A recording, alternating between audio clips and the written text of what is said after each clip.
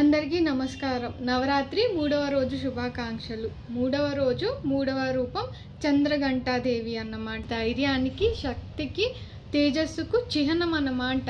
చంద్రఘంటాదేవి పురాణాల ప్రకారం శివపార్వతుల కళ్యాణంలో ఉద్భవించిందన్నమాట.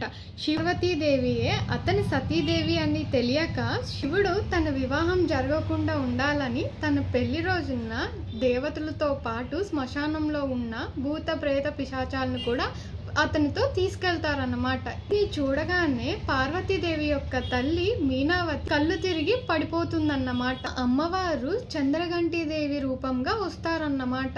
ఆమె శివుడి దగ్గరికి వెళ్ళి తన కుటుంబం చాలా భయపడుతుందని వేషం మార్చుకోమని చెప్తుంది. అప్పుడు శివుడు తను ఒక రాకుమారుడిగా మారి కళ్యాణం జరుగుతుందన్నమాట. ఘంటాదేవి రూపం పులి వాహనంతో వస్తూ 10 చేతులు అచ్చం దుర్గాదేవిలానే ఉంటుంది. 8 చేతుల్లో 8 ఆయుధాలను ఉంటుంది. అలాగే మిగతా 2 చేతుల్లో దానం, అలాగే మన మీద కృపను కల్పించడానికి అన్నమాట. అది చంద్రఘంటాదేవి రూపం. అలాగే తన నుదుటి మీద చంద్రుని ఆకారంలో బొట్టు ఉంటుంది. అది గంటలా ఉంటుందన్నమాట. అందుకు చంద్రఘంటాదేవి అని అంటారు. మీ 3 స్టోరీస్ కోసం సబ్స్క్రైబ్ చేసుకోవడం అసలు మర్చిపోవద్దు. Thank you so much.